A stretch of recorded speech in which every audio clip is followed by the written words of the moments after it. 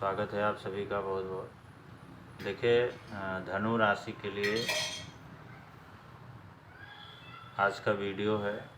धनु राशि और धनु लग्न वालों के लिए कैसा रहेगा ये साल, इसमें विस्तार से हम आपको बताएंगे और किन किन क्षेत्रों से आपको सकारात्मक परिणाम मिल सकते हैं।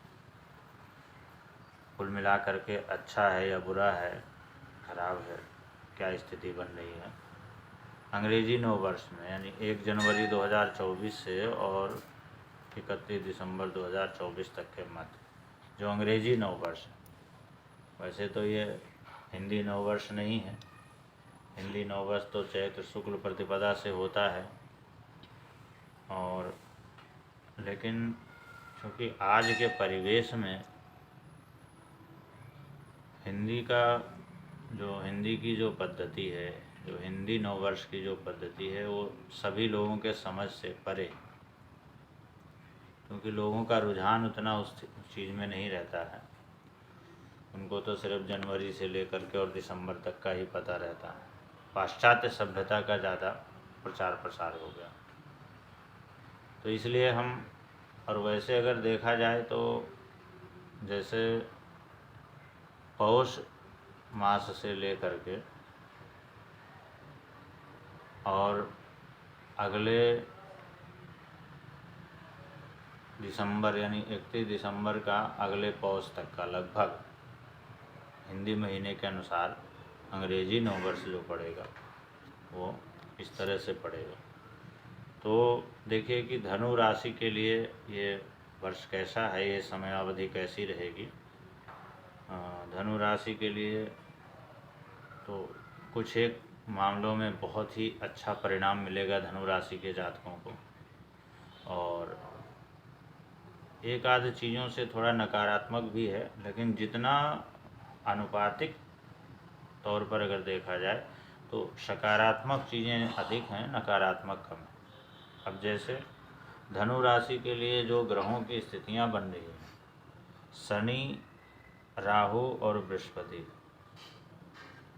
तो शनि और राहु और बृहस्पति की स्थितियों के अनुसार तीसरा, चौथा और पांचवा घर धनु राशि के लिए इस साल प्रभावित रहने वाला है। तो तीसरा घर प्रभावित होगा धनु राशि के लिए, और शनि वहाँ पर विराजमान होंगे, स्वयं के घर में शनि होंगे, तो पराक्रम क्षेत्र में थोड़ी सी वृद्धि हो सकती है। पुरुषार्थ में थोड़ा सा पुरुषार्थ अधिक करेंगे धनु राशि के जातक। भाई बहनों के जो अपने सगे सहोदरों के संबंध हैं उनमें थोड़ी सी दिक्कत हो सकती है, थोड़ा मनमुटाव हो सकता है, मतभेद हो सकता है,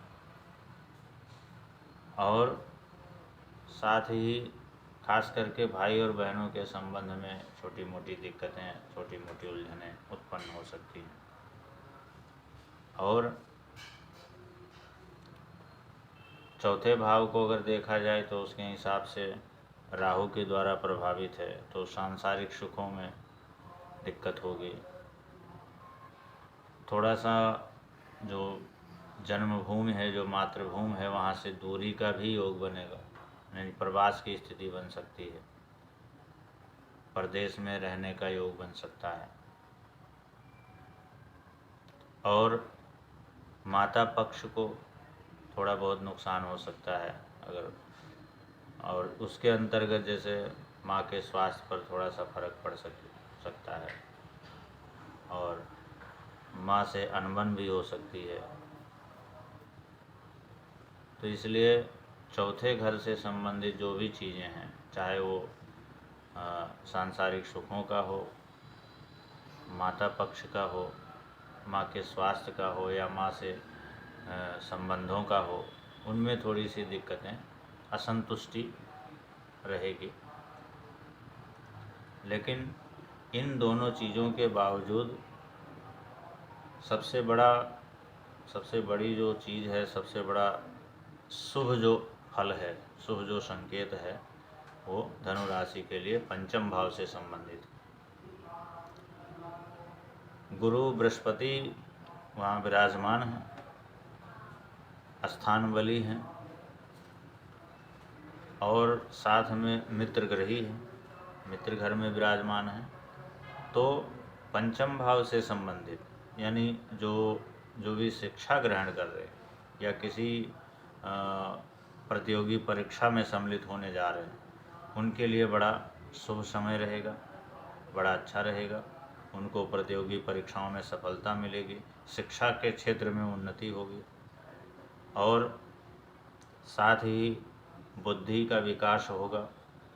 और अगर संतान पक्ष की उन्नति हो सकती है, मान लिया संतान के रोज़गार का समय है या पढ़ाई लिखाई का समय है, तो पढ़ाई लिखाई का अगर समय है तो पढ़ाई लिखाई में अच्छी सफलता अर्जित करेंगे संतान पक्ष से, संतान जो होंगे, चाहे पुत्र या पुत्री जो भी हो।